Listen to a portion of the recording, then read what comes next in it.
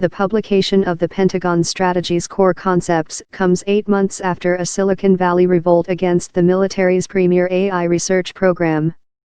After thousands of Google employees signed a petition protesting the company's involvement in an effort known as Project Maven, meant to speed up the analysis of videos taken by a drone so that military personnel could more readily identify potential targets, Google announced on June 1 that it would back out of it.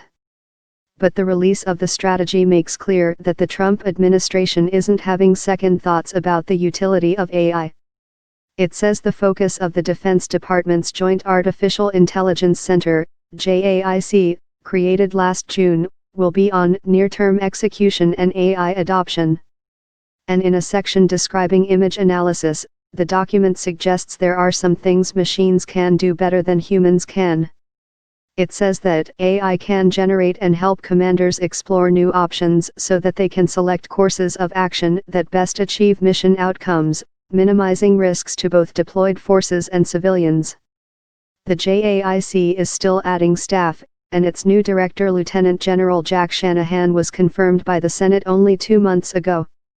Shanahan's last posting before taking over the JAIC was running Project Maven. While the center's budget in 2019 was only $90 million, it is responsible for overseeing hundreds of AI programs costing more than $15 million, and total Defense Department spending on AI over the next 5 years has been projected at $1.7 billion. The strategy does calls for the development of new defense principles to guide how the military will use AI, mirroring what companies like Google have done in announcing a set of ethics for the use of its own technology. The Pentagon has said it will develop these principles through the Defense Innovation Board, an advisory group made up of outside technology experts, including some top executives from Silicon Valley, which will conduct meetings across the country as part of its outreach. The board is due to give the Secretary of Defense recommendations for principles this summer.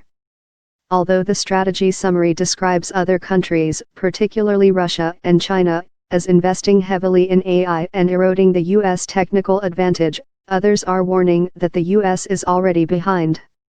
I think that both Russia and China are in a better position than we are. I think they're ahead of us, Senate Armed Services Committee Chairman James Inhofe, R. Oklahoma, said, speaking to reporters Tuesday morning before the release of the strategy. The summary was released a day after President Trump announced the American AI Initiative, which focuses on broader commercial interest in artificial intelligence. Neither of the two documents outlined any new proposed funding.